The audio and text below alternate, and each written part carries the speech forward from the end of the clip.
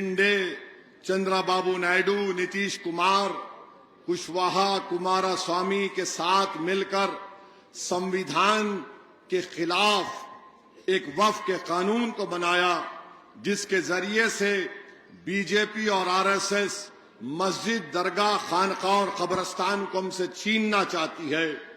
तो ये वो काले कानून के बनने के बाद एक बहुत बड़ा इलेक्शन महाराष्ट्र में होने जा रहा है।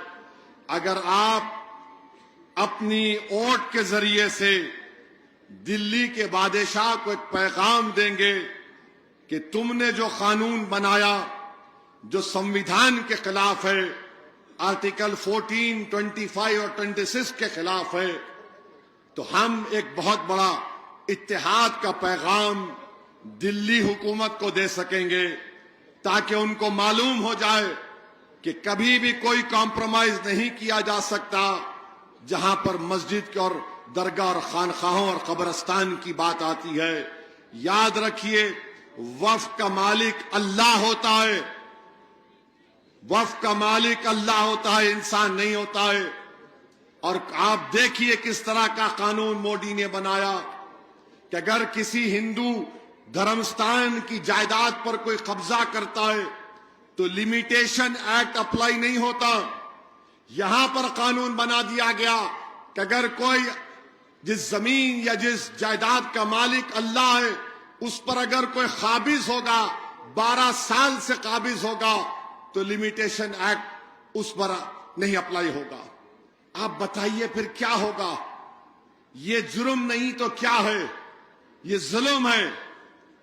वहां पर अप्लाई नहीं होगा, यहां पर होगा। यानी कोई काबिज रहेगा तो मालिक बन जाएगा क्या वो? तो इस तरह का कानून बनाया गया। दूसरी बात, मैं एक बयान दिया था कि मेरी जिंदगी में नहीं तो मेरी जिंदगी के बाद इंशाअल्लाह एक हिजाब पहनने वाली मोहतरमा या लड़की इस देश की प्रधानमंत्री बनेगी। उस पे आसाम के मुख्यमंत्री, इंशाअल्लाह उसके आसाम के मुख्यमंत्री बोल रहे नहीं बन सकती। अरे कैसा नहीं बन सकती?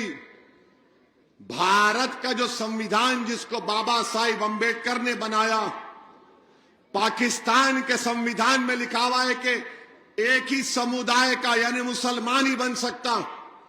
हमने जो संविधान बनाया अपने लिए, जो बाबा साहिब अंबेडकर ने बनाया, उन्होंने कहा कोई भी बन सकता है बशर्ते कि वो भारत का नागरिक हो, 25 साल से ज्यादा उसकी उम्र हो, पागल ना हो, दीवाना ना हो। आपका ये बोलना आप समझ गए मैं क्या बोल रहा हूं। मगर आप बताइए आखिर क्या नफरत है तुमको? क्या नफरत है तुमको? बहरहाल इंशाअल्लाह ताला ये नफरत की दीवारें खत्म होगी, मोहब्बत आम होगा। और ये बार बार मुस्लिम बाहुल इलाकों में जाकर बोलना या बांग्लादेशी है, जन्म पत्र मत दो, फुला मत दो, अब तो हद हो गई। उत्तर प्रदेश के बाबा सबको पीछे छोड़ दिए। उन्होंने अपनी पुलिस को बोले कि एक इलाके में जाओ, वहां पर चेकिंग करो, तो वहां के डीवाईएसपी साहब, एसीपी साहब ने ये कहा, एक 70 साल के बूढ़े को बुलाकर कहा तुम बांग्लादेशी